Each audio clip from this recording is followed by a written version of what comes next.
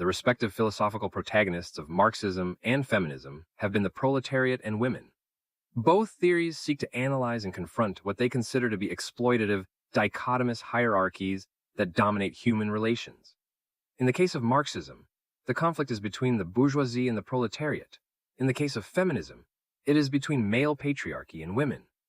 To what extent, however, are Marxist and feminist protagonists distinct from one another? This paper will explore the interconnectedness between the concepts of the proletariat and women by examining how women have been presented as a surrogate proletariat in Marxist and feminist theoretical writings, as well as in Soviet foreign policy. Texts of Marx and Engels, such as The Holy Family, a critique of the German ideology, and the origin of the family, private property, and the state will be analyzed to demonstrate the centrality of women to the proletariat as a theoretical concept. Catherine McKinnon's article, Feminism, Marxism, Method, and the State, an Agenda for Theory, will be examined in order to convey how the structural methodologies of Marxist theory are used by second-wave feminism to describe the plight of women. Finally, Soviet policy in Central Asia throughout the 1920s will be examined in order to provide a historical example of a political attempt to define the women of Central Asian Soviet territories as the surrogate proletariat by Soviet leaders. Originating with Marx and Engels, the founders of the Marxist intellectual tradition, the role of women has been deeply connected to the role of the proletariat. For Marx and Engels, the proletariat was not a class synonymous with men. It encompassed all of humanity, including women and children. In his text, The Origin of Family, Private Property, and the State, Engels describes women as the proletariat within the family structure, while Marx states in Chapter 2 of the Communist Manifesto, all the family ties among the proletarians are torn asunder, and their children transformed into simple articles of commerce and instruments of labor. The two godfathers of Marxism did not exist in a historical vacuum. Their ideas grew from the philosophical, political, and economic traditions and realities of 19th century Europe. In particular, Marx and Engels drew much of their understanding of the importance of women as a historically oppressed group from the writings of French socialist theorist Charles Fourier. For Fourier, the position of women was an indicator of the enlightenment of a civilization.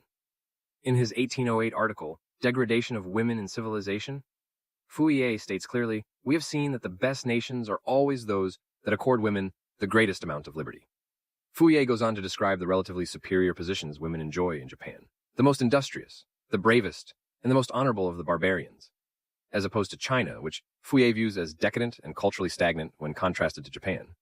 Fourier ends his article by stating, "Social progress and historic changes occur by virtue of the progress of women toward liberty, and decadence of the social order occurs as the result of a decrease in the liberty of women."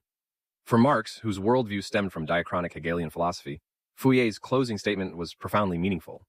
Marx's philosophical project can best be understood as his trying to examine the continuities and changes throughout human history. What high ideals did humanity consistently pursue, and how did shifting economic realities change the methods in which these ideals were implemented throughout history? It is important to note, however, that Marx is no crude iconoclast. He, and by extension Engels, view human civilization as a progressive dialectic teleology moving towards the ideal historical stage of human civilization, communism.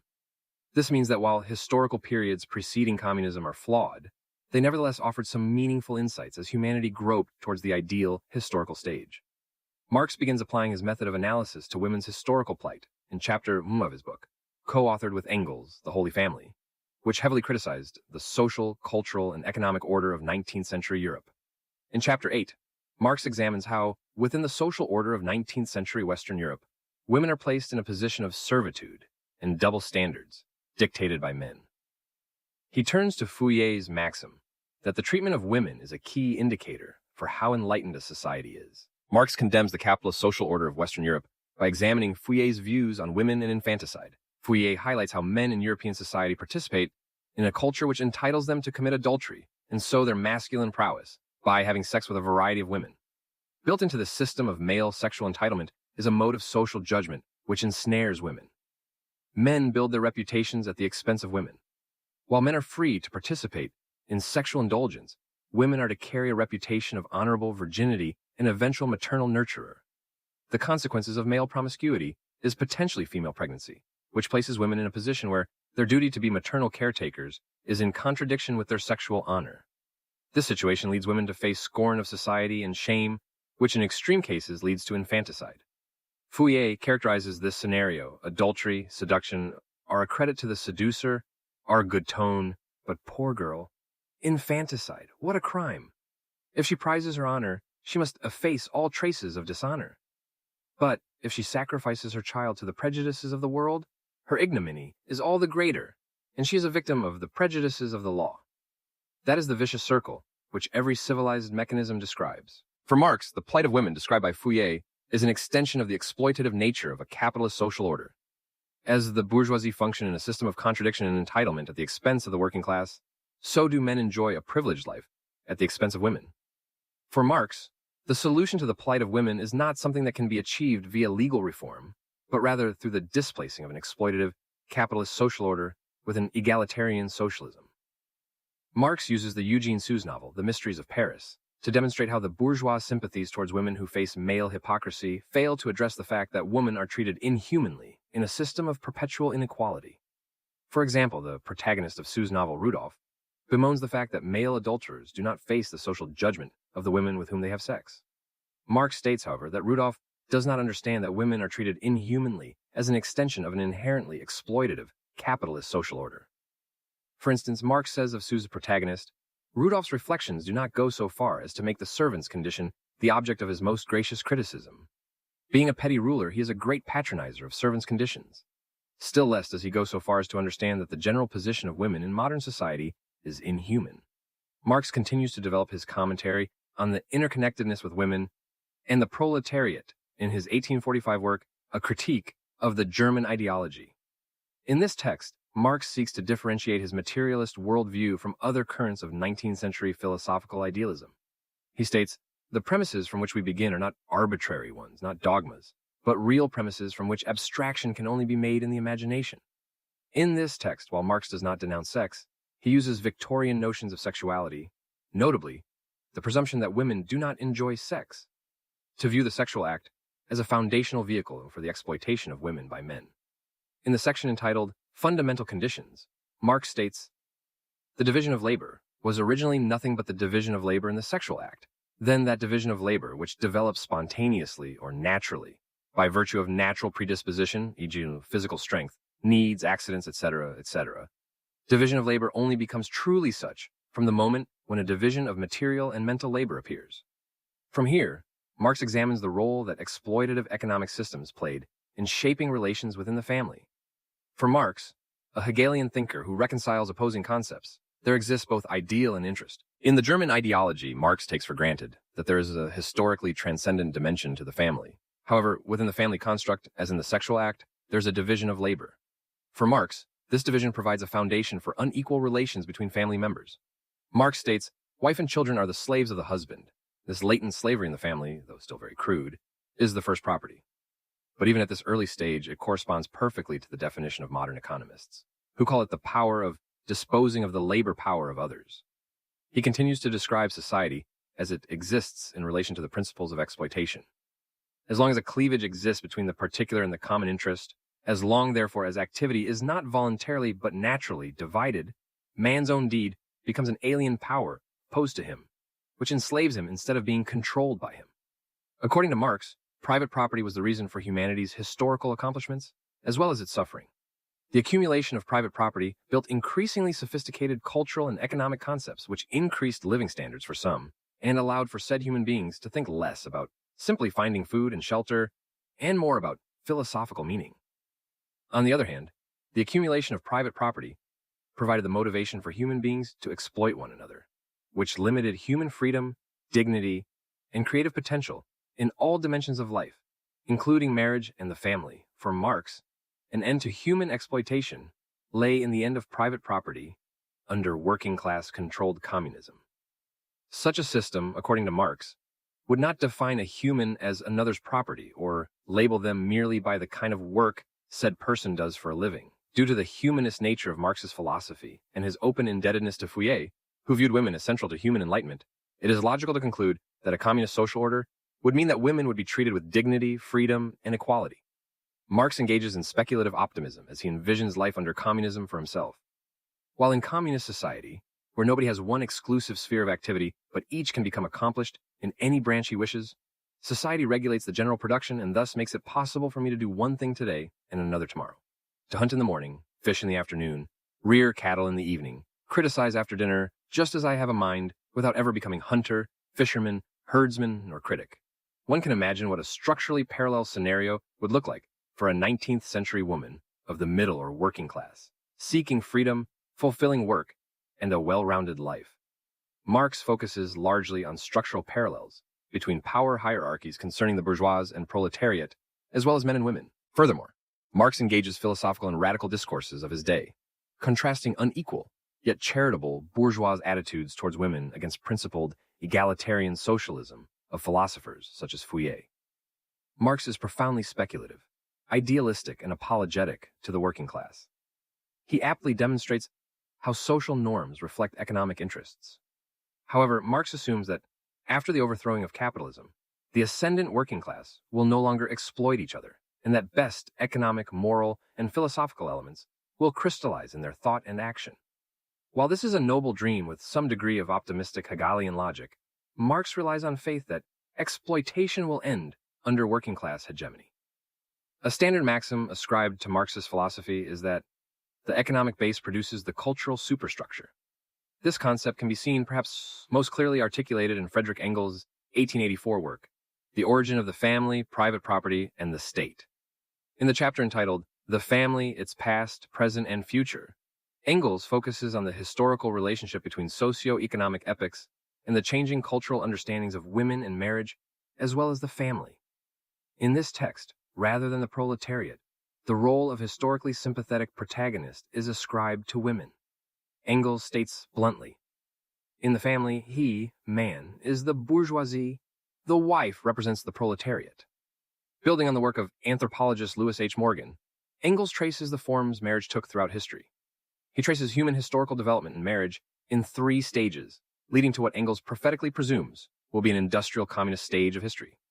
The stages follow as such: savagery creating an order of group marriage, barbarism creating an order of pairing marriage, civilization creating an order of monogamy hypocritically supplemented by male adultery, and finally proletarian rule, which uncouples power from love. Within the texts of Marx and Engels, history is said to begin with the socio-economic order of primitive communism and end with industrial communism. Engels' argument structurally mirrors this line of historical inquiry by beginning his chapter examining matrilineal social systems in which marriage was a communal practice and ending by proposing what marriage and the role of women would look like under a historically developed communist social order. Being influenced by the Euro-imperialist sociological concepts of 19th century Europe, Engels views Native American tribes as being idyllic but underdeveloped. He states, women occupied not only a free but also highly respected position among all savages and all barbarians of the lower and middle stages, and partly even of the upper stage. Engels uses the examples of the matrilineal Iroquois tribes of upstate New York as his example to analyze prehistoric culture. The idea that women were perpetually subservient to men is for Engels an incorrect historical assumption that sprang forth from the 18th century Enlightenment. According to Engels, under systems of communal households and marriage, such as those of the Iroquois, women held esteemed positions in large part due to the fact that paternity of children could not always be strictly determined. While women enjoyed privilege within the system, men were considered domestically disposable. In essence, at this point historically, women functioned as a bourgeois surrogate, wielding power and arbitrating the value of others, while men were structurally analogous to the proletariat, dependent and oppressed underclass. Engels quotes Christian missionary Arthur Wright, who describes the Iroquois family system. Usually the female portion ruled the house. The stores were in common. But woe to the luckless husband or lover who was too shiftless to do his share of the providing. No matter how many children or whatever goods he might have in the house, he might at any time be ordered to pack up his blanket and budge.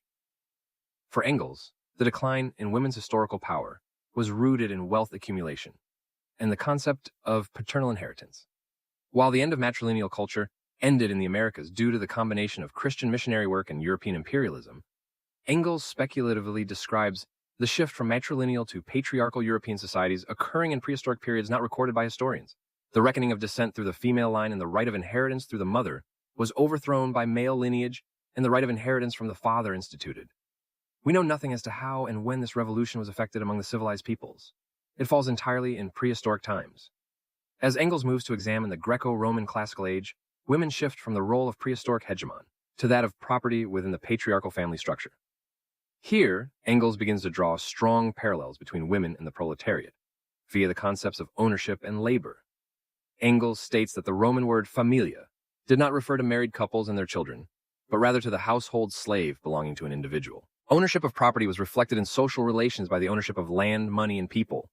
The household became a microcosm of the Roman Empire, with the husband playing the role of emperor, managing wealth, inheritance, and holding the power of life and death over his domain. Engels further explains patrimonium, family, that is, the patrimony, the inheritance, was bequeathed by will. The term was invented by the Romans to denote a new social organism, whose head ruled over wife and children and a number of slaves, and was invested under Roman paternal power with rights of life and death over them all.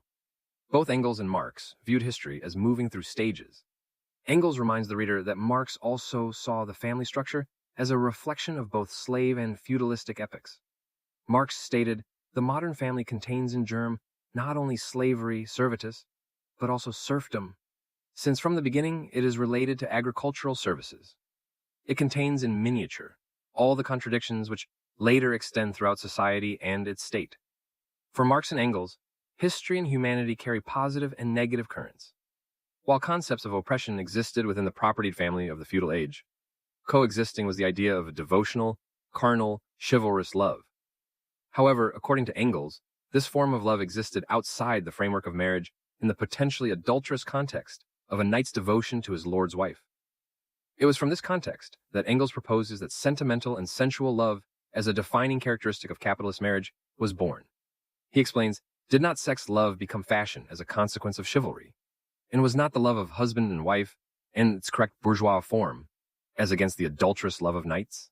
According to Engels, despite an increase in sentimentality within the framework of bourgeois marriage, property as well as inheritance and male domination remained paramount in capitalist marriage. Furthermore, Engels described capitalist marriages in the Europe of his time as class-based, either as the result of a young man's individual choice, Protestant culture, or family arrangement, Catholic culture, within one's own class. Since in both cultures, marriage was based on social and economic status, Engels considered all marriages to be marriages of convenience. Engels viewed this form of marriage as being cynically driven by material gain rather than human love. In fact, Engels considered the bourgeois wife to have much in common with prostitutes, but in a more stable situation, describing the wife as differing from a courtesan only in that she does not hire out her body like a wage worker on piecework, but sells it into slavery once for all. Furthermore, the double standard of female monogamy and male infidelity remained intact.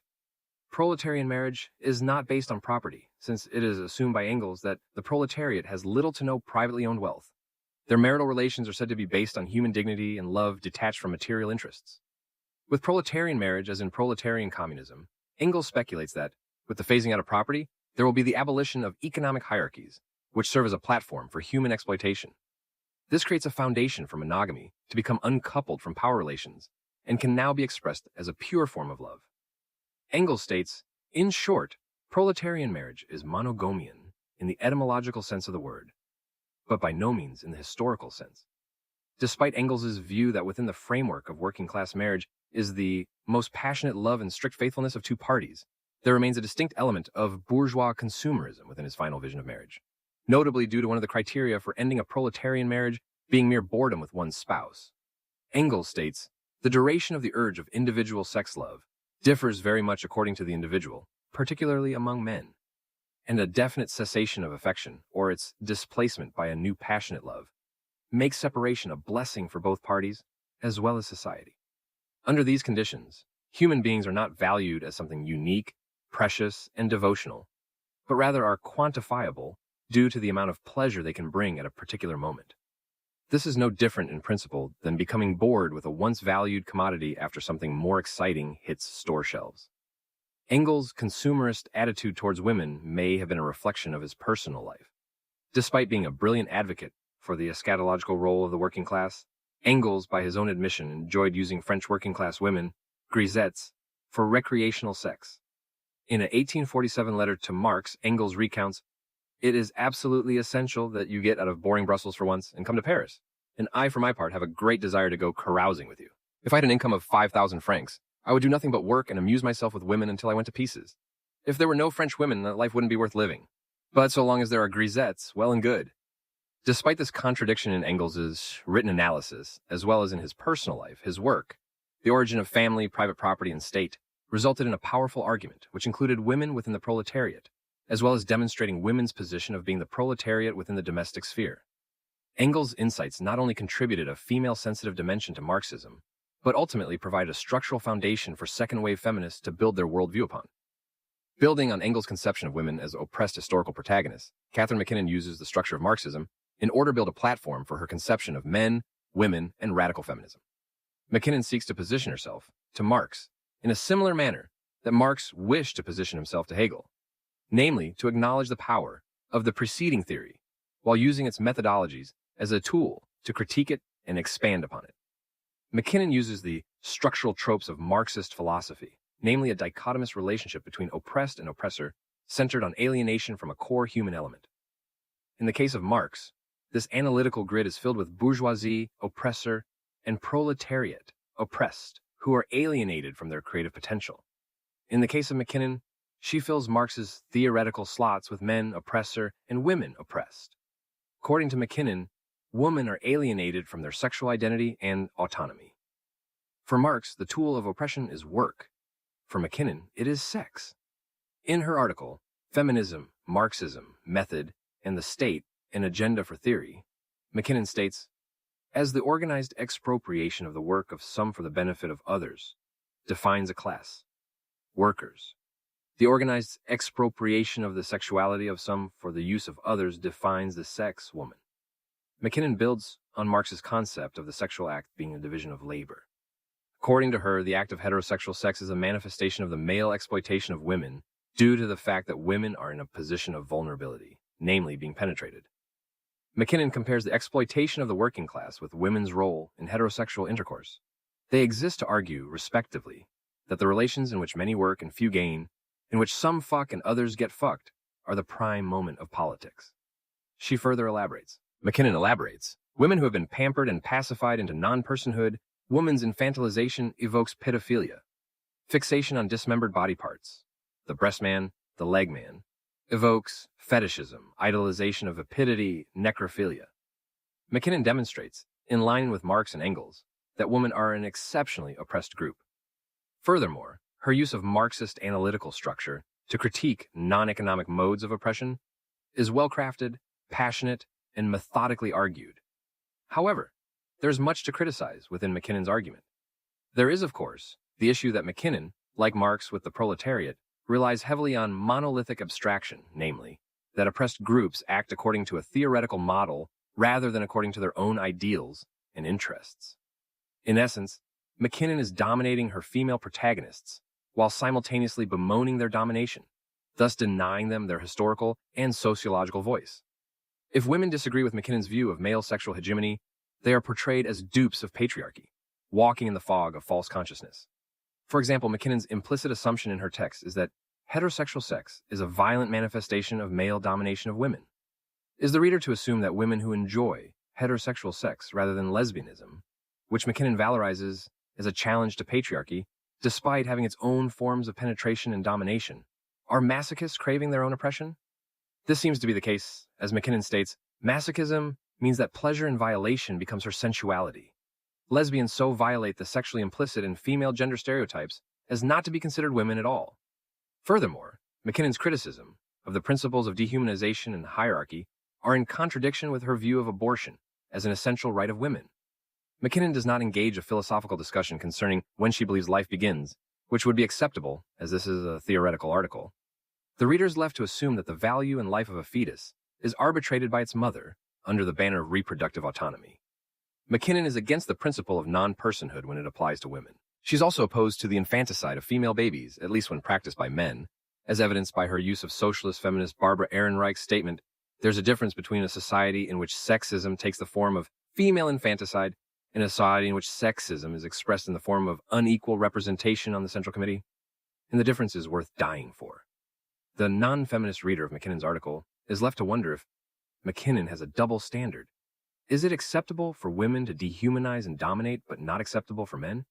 For MacKinnon is having false consciousness the only wrong a woman can do, which in essence boils down to disagreeing with MacKinnon's worldview? By MacKinnon's standards, It is wrong for a husband to objectify a housewife as property due to her economic dependence on him. But it is seemingly acceptable for a mother or feminist activist to dehumanize her child, while it is biologically dependent and growing in its mother should the case for abortion need to be rationalized. This contradiction in McKinnon's activist philosophy detracts from her larger premise of the injustice of subordination, suffered notably by women across time and culture. While it is sociologically, as well as philosophically, critical for Marxism and feminism to understand the theoretical relationship between the proletariat and women, it is also necessary to examine historical episodes in which theoretical principles are placed into practice. For this purpose, Soviet policy in Central Asia will be analyzed. The duality of high ideals and cynical imperial interest were a defining characteristic of Soviet imperialism. The relationship between women and the proletariat did not just exist in the abstract analytical treatises of Marx, Engels, McKinnon, and many others.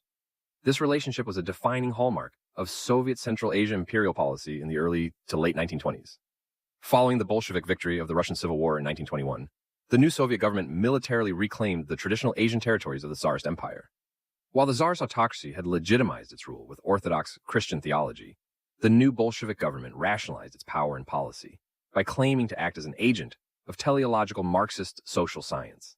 The Bolsheviks' need to legitimize themselves as revolutionary vanguards created the need for proletarian surrogates in the largely pre-industrial Soviet countries, most notably in Central Asian countries such as Uzbekistan. In Sovietologist Gregory J. Massel's study of Soviet policy in Central Asia entitled The Surrogate Proletariat, Muslim Women and Revolutionary Strategies in Soviet Central Asia, 1919 to 1929, he describes Lenin's frustration in attempting to find structural commonalities between Marx's assessment of industrial Europe and Asia. In 1919, when addressing a group of communist leaders from China, India, and Indochina, Lenin stated, "You must adapt yourselves to conditions that are unheard of in Europe, and you must succeed in adapting theory and practice to these conditions." Lenin and the Bolshevik leadership in Russia saw both revolutionary as well as economic potential for the new Soviet Union in the Central Asian sphere of the Russian Empire. As Lenin neared the end of his life, the once ruthless revolutionary who had spearheaded the Russian Civil War policy of war communism, what would become a structural forerunner to Stalinism, became increasingly contemplative and moderate concerning his management of the Soviet Union. This was evidenced in Lenin's writings and speeches on Soviet policy on Central Asia, which stressed the need for cooperation and respect in order to dash the perception of the Soviet Union as new wrapping of the old package of Tsarist imperialism.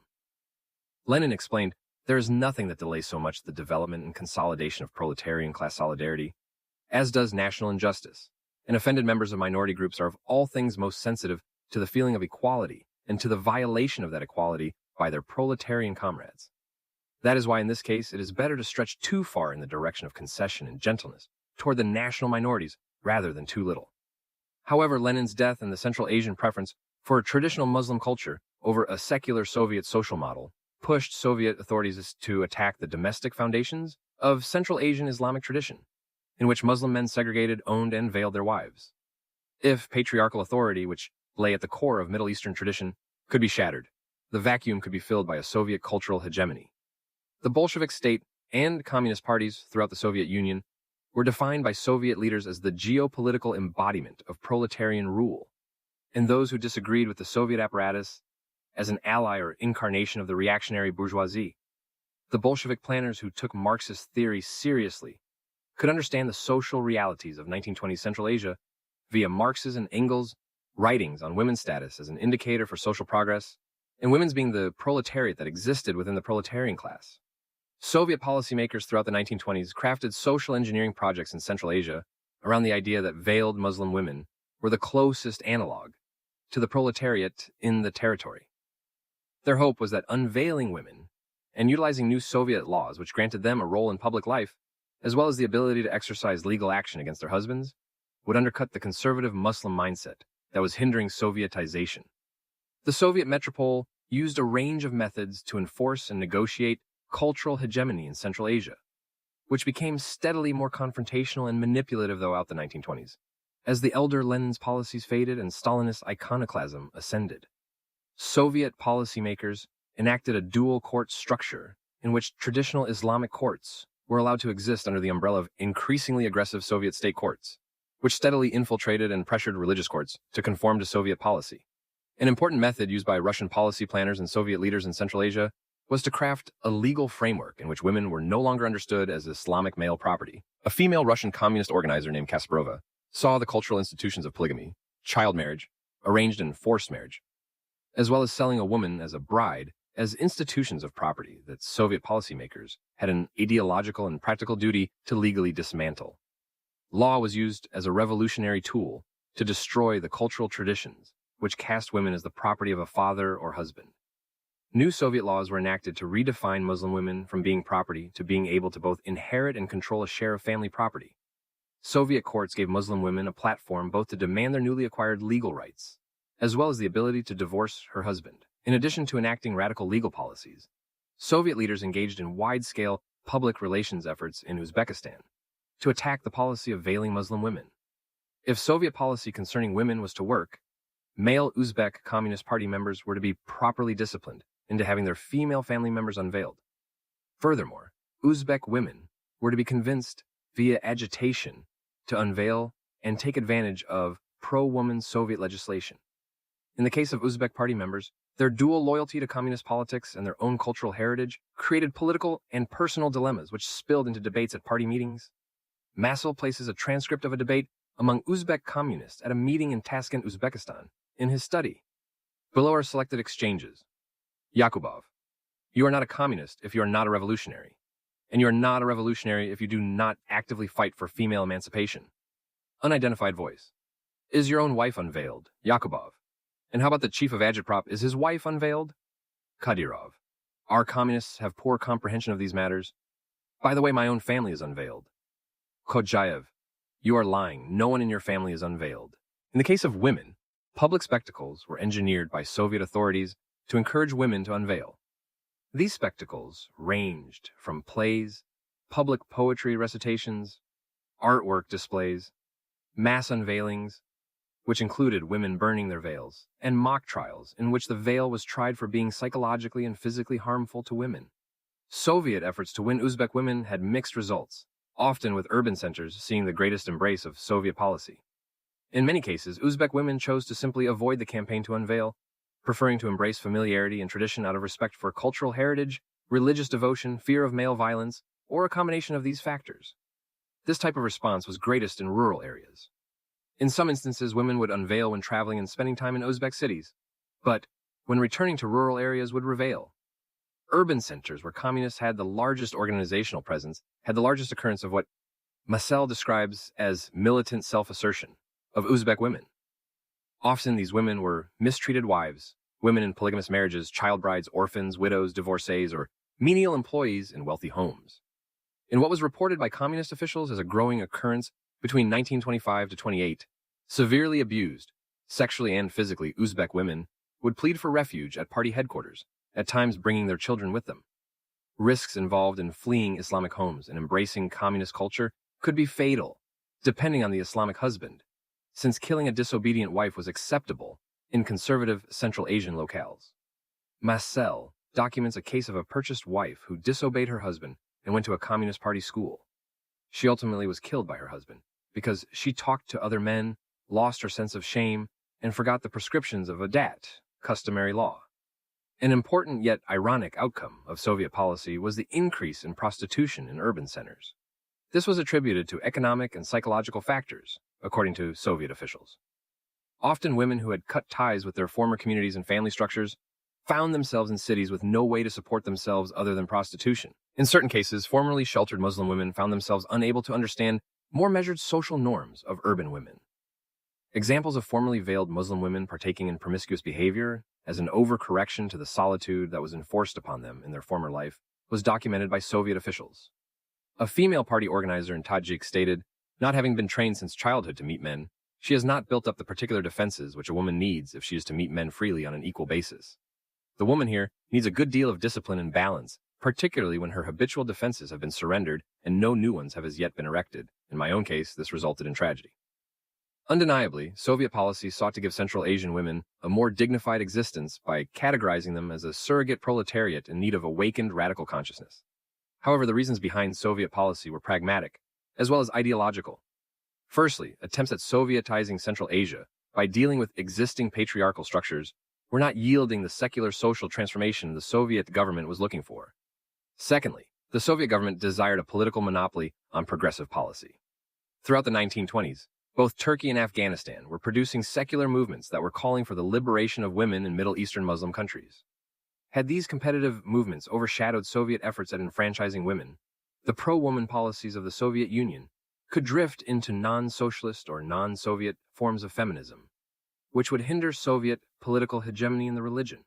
Finally, despite the good that resulted from Soviet policy concerning women's welfare, the militant atheism of the Soviet government prevented them from forming meaningful political alliances with politically sympathetic red mullahs who claimed that Islam, socialist, communist, egalitarianism, and the betterment of women were not at odds with one another. Rather than aid Islamic theological socialism supportive of Soviet politics, Soviet leaders viewed this as a threat to revolutionary Soviet cultural hegemony in the region. Central Asian women found themselves often caught between Soviet political officials whose agenda was to impose a foreign political agenda upon them, and violent Islamic men who were intertwined with the spiritual and ethnic culture that was dear to them. Had Soviet planners been less ideologically rigid, perhaps the liberation of Central Asian women and implementation of a socialist political model in the region could have been implemented more smoothly. The relationship between the proletariat and women is one of deep interconnectedness on theoretical and historical levels. Among Marx's and Engels' writing in the 19th century Europe, Mackinnon's in the late 20th century US, and woman-centered Soviet Central Asia policy occurring in the 1920s, a salient relationship has persisted across theory, culture, and time. Marx's and Engels' critical analysis conveys a spirit of social justice and radical antagonism to the status quo of their time. Justice through struggle is sought not just between the proletariat and the bourgeoisie, but within the proletariat itself, concerning the welfare and dignity of women. Mackinnon's theoretical perspective utilizes Marxist analytical structure to passionately examine the principles that underlie female oppression. Soviet Central Asia policy demonstrates a political materialization of women as the surrogate proletariat, demonstrating that Marxist philosophical principles concerning economics and gender can be extrapolated to pre-industrial societies, while there is room for criticism within these theoretical and historical examples. They demonstrate the intrinsic relationship between the working class and women, a relationship that carries with it the desire to confront exploitation and achieve an order of justice and dignity for humanity. Bibliography Draper Hal. Marx and Engels on Women's Liberation. First Socialist Opinions. https martin's.org. Archive. Draper. 1970. 7 Women. Fourier, Charles. Degradation of Women in Civilization. The Theory of the Four Movements and of the General Destinies. 30d ed. Originally published in 1808. This ed. 1801, 1848. Republished in Ouvres Complètes, Paris, 1966. 31 33 HT Hist.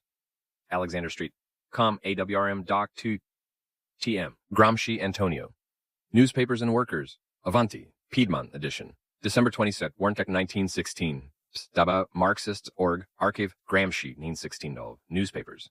HTM Keohane. Nannerl O. et al. Feminist Theory. A Critique of Ideology. Mackinnon. Catherine A. Feminism, Marxism Method, and the State. University of Chicago Press, 1981. Marx, Karl Engels. Friedrich. The Marx-Engels Reader, Engels. The Origin of Family Private Property and the State, Norton, New York. Marx, Karl, The Communist Manifesto. Chapter 2, Marxists Org, Archive, Marx Works, 1848, Communist Manifesto, CHO2. HTM Marx, Karl Engels, Friedrich, The Holy Family. Chapter 8, Revelation of the Mystery of the Emancipation of Women, or Louise Morel. https Marxists Org. Archive Marx Works 1845 Holy Family 86 HTM Massel Gregory J. The Surrogate Proletariat Muslim Women and Revolutionary Strategies in Soviet Central Asia 1929 Princeton University Press New Jersey 1974 Yaffe David Value and Price in Marx's Capital Revolutionary Communist 1 2nd edition 1976 Marxists Org. Subject, Economy, Authors, La Yafts. Value and Price in Marx Capi. Tal, Tom 7.